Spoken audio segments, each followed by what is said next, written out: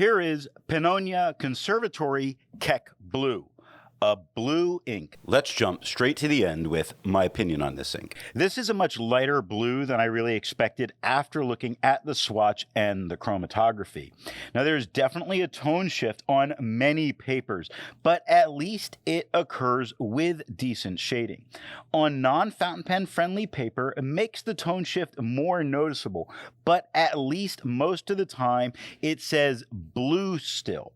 Now I'm happy to have tried it, but I in no way feel a need to try any more, not even another sample. The pen for today is a Sailor Riallo with a broad nib. Now that we know my opinion on this ink, let's see how I got there with the first writing sample done on Clairfontaine.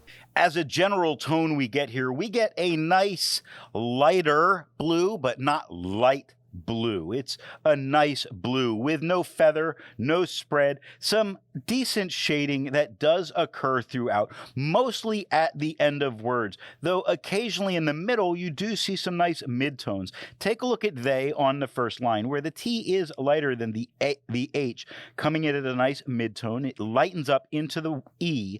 The Y at the end becomes the darker tone, though the midtones occurring in the middle of the word are not really as common. More we're getting the lighter tone with a darker last letter.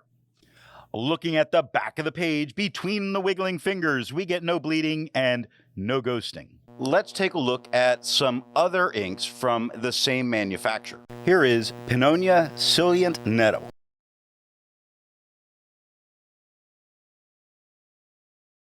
Here is Pennonia Csontvary kek blue light.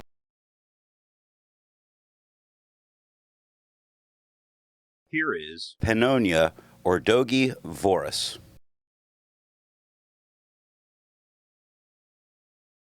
Here is Pennonia Csontvary kek blue.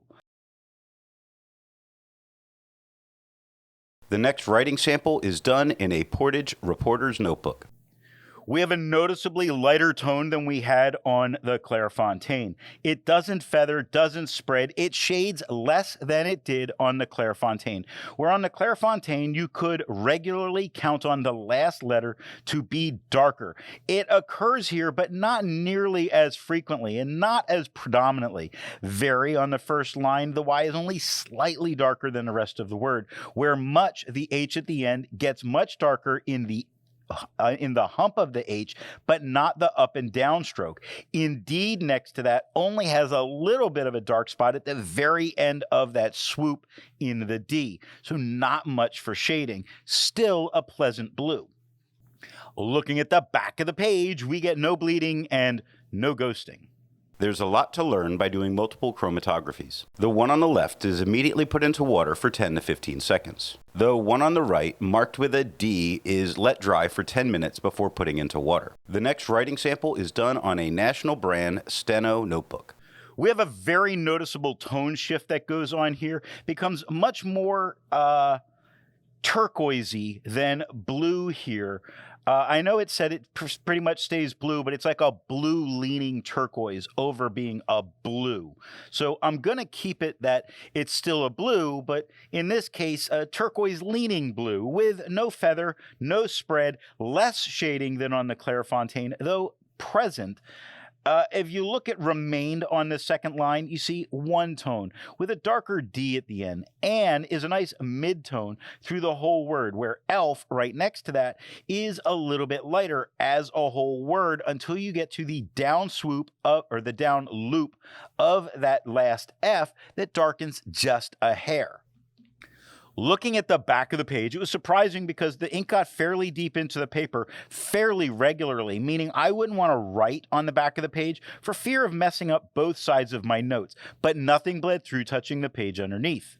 Resistance tests are done to see how this ink can be expected to perform on the page, and more importantly, how hard it may be to clean from your pen. The smear is allowed to dry for 3 days before testing it. The highlighter is on the top left, pen flush is on the top right, 1/3 bleach solution is on the bottom left, and water is on the bottom right. The next writing sample is done in a Rhodia notebook. Here we get the same tone as the Clairfontaine. It doesn't feather, doesn't spread. It shades a little less than it did on the Clairfontaine. The thing is, I feel like it's being cut by the lines on the paper a little bit. Those vertical lines a few times seem to cut it, like quite on the second line, where you see the cross of the T, it gets cut in longer on the second line during the hoop of the G.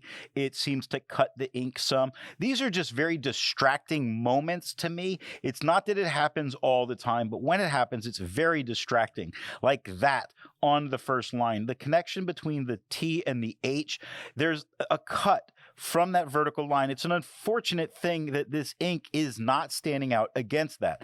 What it does stand out against is the quad rule. It's dark enough and different a blue enough that it allows the quad rule that is on this paper to really fade into the background and not be the focus of attention. Looking at the back of the page, we get no bleeding and no ghosting. With over 1,000 inks reviewed, let's take a look at some color comparables. Here is Diatramentis Jules Verne Deep Sea Blue. Here is Delta Blue.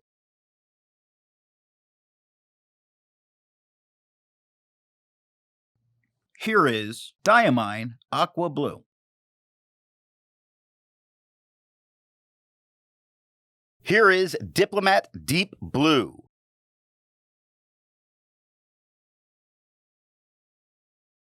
The next writing sample is done in a composition lab notebook.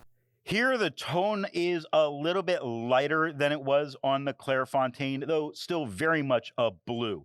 It's not feathering and it's not spreading. It's shading a whole lot less than it did on the Clairfontaine, but you definitely see that there is some shading that occurs.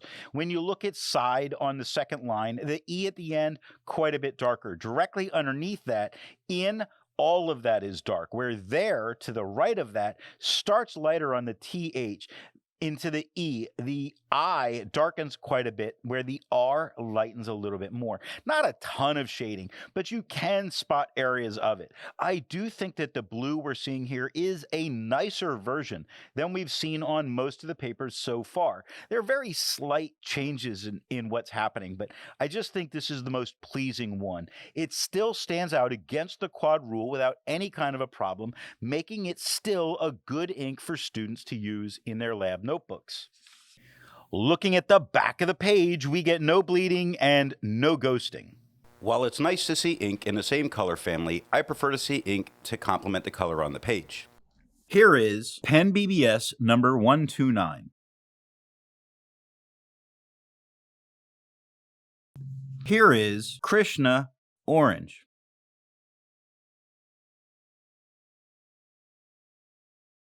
Here is Diamine Claret.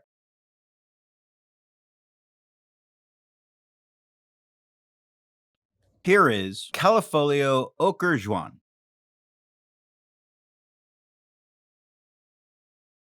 The last writing sample is done on 20-pound copy paper. This is a lighter, duller, flatter tone of blue than we had on any of the papers. It's still a blue, though. Now, there's a tiny bit of feathering that does occur in some of the areas. You can be content by looking at content on the second line, where the tent has a little bit of feathering in the ENT at the end, but it's not horrible. Same with the spread. It does occur, but it's not horrible and not totally distracting. Means it could be used on this paper without any kind of major flaws. Looking at the back of the page, though, you see how deep this ink does get into the paper, meaning you couldn't write on the back of the page without destroying both sets of notes, but it did not bleed through, touching the page underneath. So what nib and pen do I think are going to give the best writing experience with this ink? The medium flow broad nib of this Sailor Riallo puts a blue down that made me think a blue leaning turquoise at first, and it did shade well enough. So off camera, I tried a dry stub and thought it was a little bit lighter, but still very readable, and it even shaded some. There's no need to lighten this ink up, though. That puts this at a medium to wet flow medium nib to get a nice mid-tone of blue with a nice spotting of shading throughout. I hope you got something out of this video, and thanks for watching. I want to let you know that the best way you can support this or any channel is to let retailers know where you heard of something if you go to buy.